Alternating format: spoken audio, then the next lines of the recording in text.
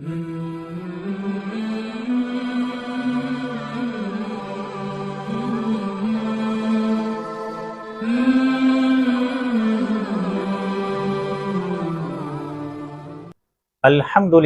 وکفا والصلاة والسلام علی عبادہ الذین اصطفیٰ خصوصاً علی خاتم النبیین محمد الامین وعلی آلہ وصحبہ اجمعین اما بعد فاعوذ باللہ من الشیطان الرجیم بسم اللہ الرحمن الرحیم الف لام را تلک آیات الکتاب الحکیم صدق اللہ العظیم رب اشرح لی صدری ویسر لی امری واحلل عقدۃ من لسانی یفقہوا قولی۔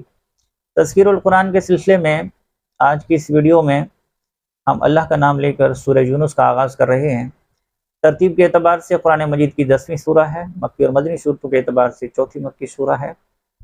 109 آیات اور 11 رکوعوں پر مشتمل ہے یہ سورہ مبارکہ، اور اس کے ابتدائی 4 رکوعوں کا مختصر خلاصہ جو ہے اس کا ہم مطالعہ کریں گے۔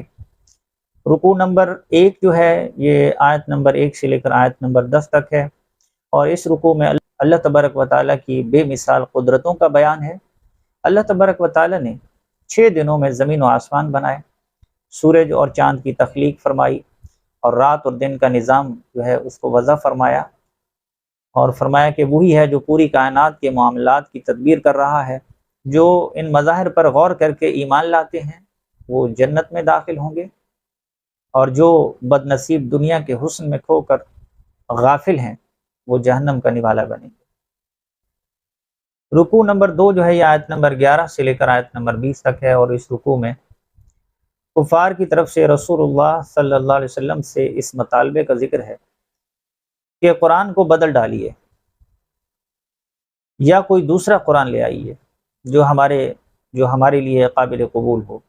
رسول اللہ صلی اللہ علیہ وسلم سے کہا گیا کہ کفار کو بتا دیں کہ یہ میرا کلام نہیں کہ میں اسے بدل ڈالوں، یہ اللہ کا کلام ہے۔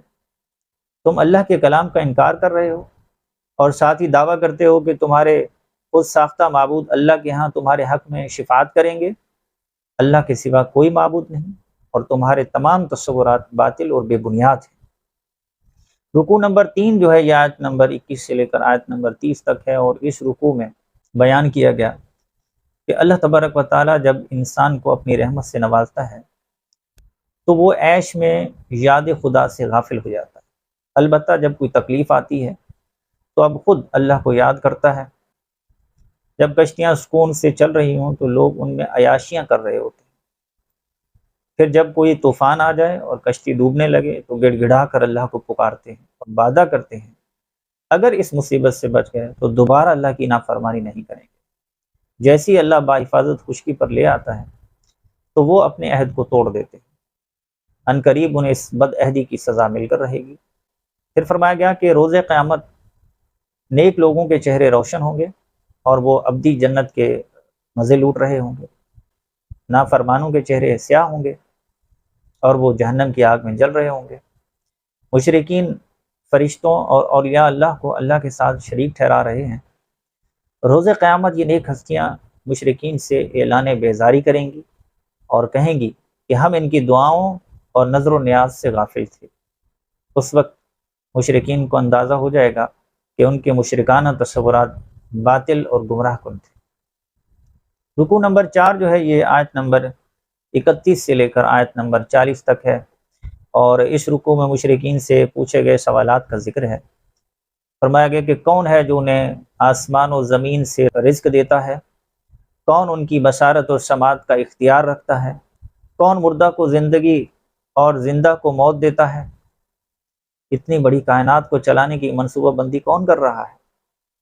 کون ہے جس نے پہلی مرتبہ کسی شے کو پیدا کیا اور دوبارہ بھی پیدا کرنے کی قدرت رکھتا ہے؟ کس نے سیدھے راستے کی ہدایت کے لیے کتابیں نازل کی ہیں؟ ان تمام سوالوں کا جواب یہ ہے کہ یہ سب کچھ اللہ ہی کرتا ہے۔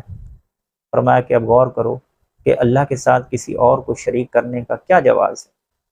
اس میں کوئی شک نہیں کہ حق کے ایسے ٹھوس دلائل پیش کرنے والا قرآن مجید اللہ کا کلام ہے۔